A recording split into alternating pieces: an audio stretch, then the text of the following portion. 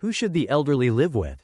With their children? A spouse? Alone? Or with someone unexpected? It seems like a simple question. Yet it keeps millions of seniors awake at night. If you've ever wondered the same, whether for yourself or for your parents, this story is for you. But don't rush to find the answer. Only by listening until the very end will you truly understand. The person you should grow old with may not be who you expect. So, stay with me to the last line. The answer is there, and it may change the way you view aging forever. 1. The elderly woman in the silent porch. The sun gently dipped behind the old roof. Wind rustled through bamboo chimes, filling the air with a soft, hollow sound. On a wooden chair, an elderly woman sat quietly, her trembling hands holding a lukewarm cup of tea. The house remained the same. The old furniture, the faded wedding photo on the wall, the altar of her late husband, everything still in place. But something was missing. Voices, laughter, human warmth. Her husband had passed away 10 years ago. Her children were scattered across cities, busy with their lives. They called sometimes, they sent money sometimes, but that wasn't enough to fill the emptiness. 2. Living with children, not always a happy ending. Everyone dreams of growing old surrounded by family. But reality is often different. Madame Tu lives with her eldest son. Every morning, she prepares breakfast and helps with the grandkids. But over time, she feels like a guest in her own home. Her daughter-in-law prefers things her way. Her grandchildren are always studying.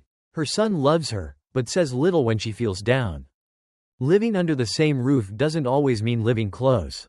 3. Nursing homes, comfort and care. But at what cost? Mr. Hu, a retired teacher, was placed in a modern nursing home after his wife passed. He has his own room, medical care, regular meals, and company from other seniors. But he shared. I wake up and no one calls me Grandpa. No one hugs me. No one talks to me about silly little things. I'm not hungry for food, I'm hungry for a hand to hold. Nursing homes are not bad, but they can be cold.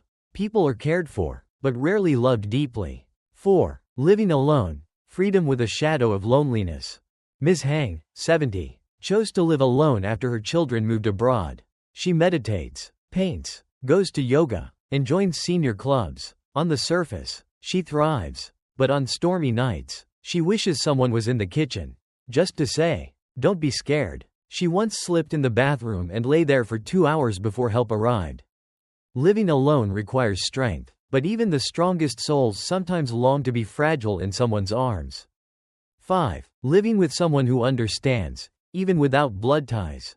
Mr. Tu and Mr. Bei, war buddies, decided to live together after their families moved far away. They take care of each other, share medicine, swap stories, cook old-time dishes, and laugh like young boys again. They're not blood relatives, but they understand each other better than anyone. Not kin, but true companions. 6. Maybe it's not who, but how you live. Instead of asking, who should I live with in old age? Perhaps ask, how can I live now so I won't become a burden later? Have you loved deeply enough? Have you learned to let go?